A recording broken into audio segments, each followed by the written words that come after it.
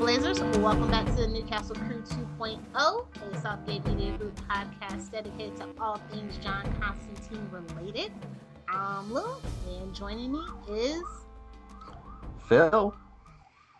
Up for discussion today on our journey through the Constantine saga. We are at issue 45 of the Saga of the Swamp Thing.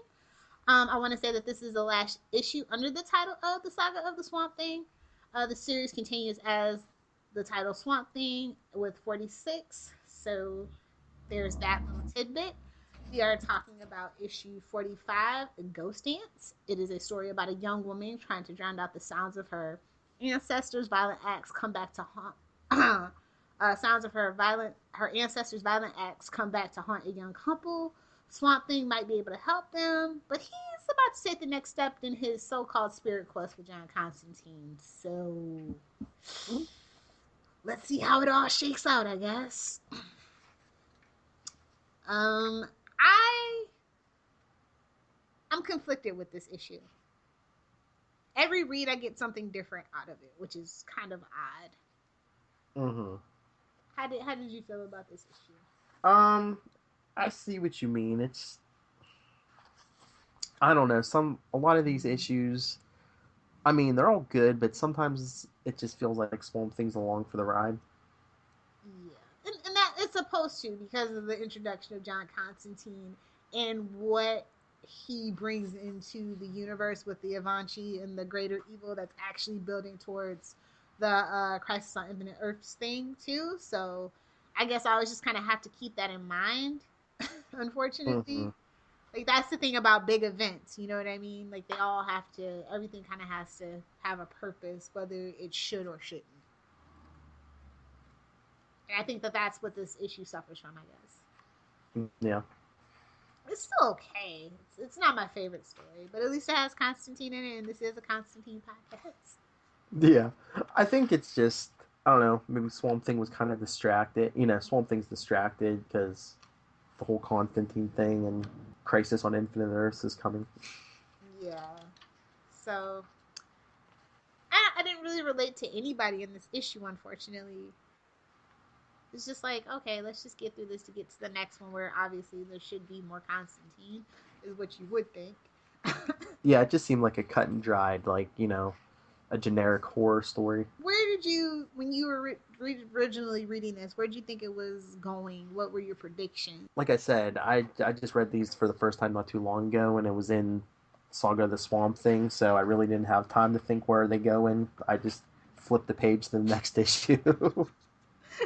Oh, well, like, was there something you were hoping was going to happen, or? um, well, honestly, I was just curious to see where the whole Constantine Swamp Thing plot was going. Because I guess, I don't know, I probably had a whole different experience than you did. Well, did you know a lot about Constantine the first time you read this?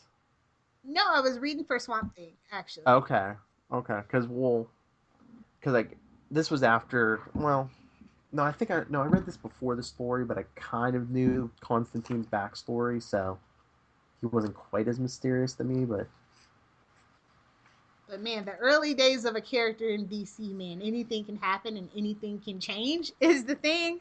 So, and even in like these early days, I mean, he's wearing a suit. The suit doesn't look that bad. I mean, the tie looks pretty straight. it's kind of as time goes on and it wears him down and his poor choices start to catch up with him is when he gets a little haggard.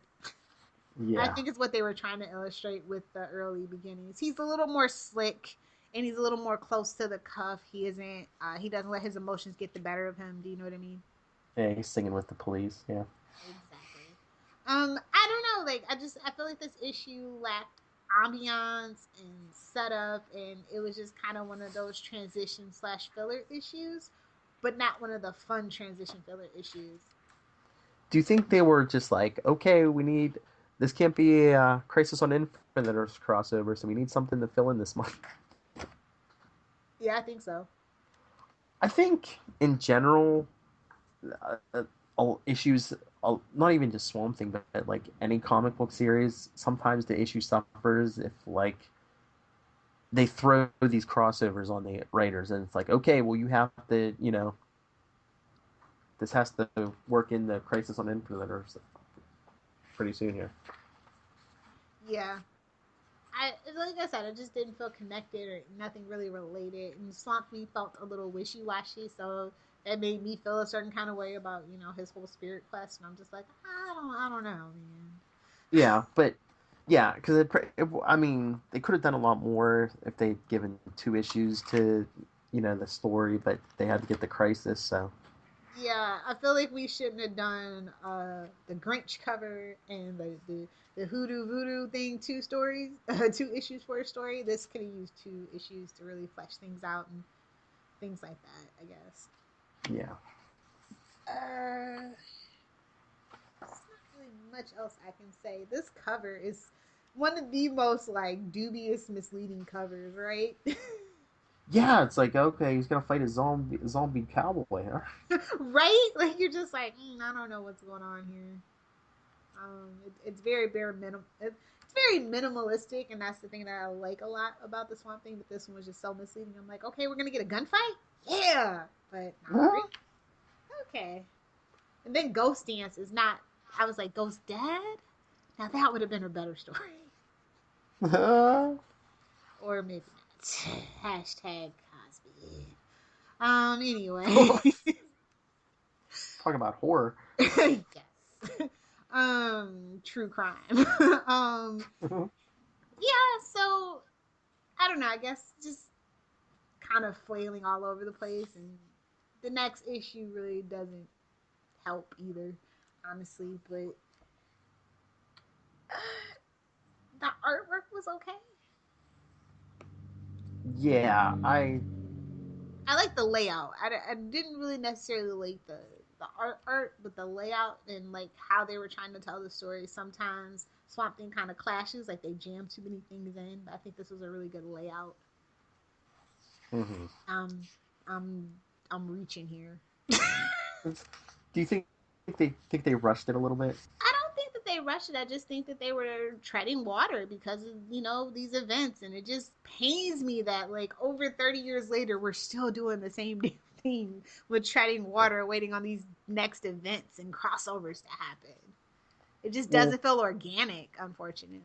when you think about it, I just thought of one, like we said, you're coming up the Crisis, and two, you have to drag it out to issue 50. So I mean, even Alan Moore has an off day, I guess, is how I chalked it up. Yeah, but do you think that's a lot of interference because Crisis had to be in there after a while, and Absolutely. It's unfortunate, and that's the thing that I like, that Vertigo kind of took the character back, and he got to play in that playground, and he was really just this integral character for that universe. And even though as much as I love the John Constantine Swamp Thing team up, this first meeting, this slow build of what it was all about, drove me absolutely crazy. But I will say that the payoff is so amazing and so worth it. mm-hmm. So yeah, that's the thing about it. Yeah, this is a slow burn, but the payoff is worth it. That you should, if you get stuck, definitely push through it. Don't skip it. Read it and push through and get to the next issue. Well, I think that's when Swamp Thing and Constantine work the best. That's why Hellblazer is so good, and even the new uh, Constantine, the Hellblazer series, Mm-hmm. is so good, and the new 52 Constantine wasn't as good because the more superheroes you pile into like Swamp Thing or Constantine, the less it's just the quality goes down. Yeah, these stories are about truly character driven stories, and Yeah, how and each give up. thing affects them. And when you slam all these cameos and things into it, it just takes away from what you're used to. Yeah, because it's supposed to be like horror and supernatural. If you have Batman and Superman showing up, it just kind of takes you out of that. Well, not Batman specifically, um, No, but I but mean, Superman, yes. yes. Although it's funny because that's the thing that they love to play around with is well, they used to anyway. Superman getting hit with the magical whammy. I loved when Smallville played around with that. That was the funniest thing ever. Mm-hmm. But anyway, yeah, I just kind of want to get to the meat and potatoes of the story at this point. Um, so yeah, that's all I really have to say about this issue. Did you have a favorite panel? Did you? Did you? No. I mean, if you had to pin me down and say, probably the next to last page. Again, the next to last page, just of Constantine and Swamp Thing talking. I'd say page. I think it was page 10 for me. Hmm. I like the structure of it again. Sometimes, like that's the thing about these new comics, especially, is that the layout sometimes gets really frenzied and it's annoying. Mm-hmm. Your Swamp Thing very rarely suffered from that.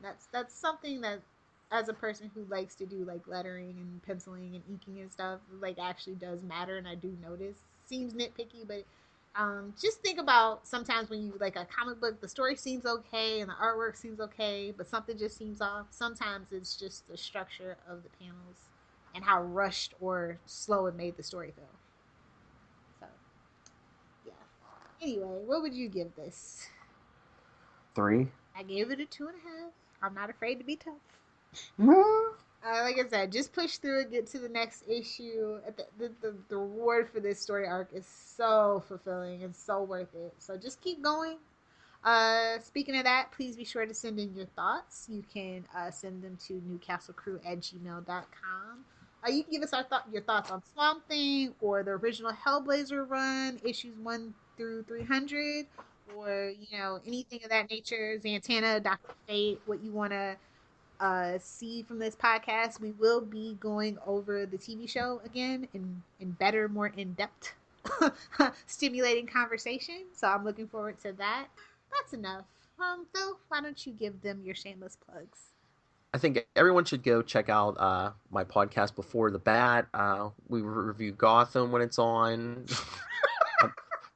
Yeah, not for a while, but I always try to give you some extra special things. Like we're in the middle. Well, I just started a Nightwing series where we're going over classic Nightwing storylines, and of course, you always get the DC Comics weekly review with me and Lilith, of course. So Good old world's finest. yes, a lot of content there. So subscribe to Before the Bat, and you get all that. But if you want to talk anything DC or Marvel with me, you can always email me, nightwingpdp@gmail.com, and on Twitter, I'm at nightwingpdp. Awesome. You can find this podcast on Twitter at Newcastle Crew. We are on Facebook, facebook.com/Newcastle Crew Podcast. We are also on, you can email us, like I said earlier, newcastlecrew@gmail.com. Want to encourage you guys to rate, review, and subscribe to us on your favorite podcatcher services. We are on all of them, just about. Yeah, we are probably on all of them. We're on iTunes, we're on Stitcher, we're on Lisbon. We are even on Google Play. As for me, you can find me on Twitter, Lil Hellfire. If you are on Tumblr, yes, I'm still there. It's lilpelfire.tumblr.com. And be sure to check out one or both of my websites, Pop Culture Postmortem and lilpelfire.com. Look forward to getting some comments, likes, and shares on my articles and getting the conversation going. So until next time, guys, don't dance with ghosts. They'll step on your feet.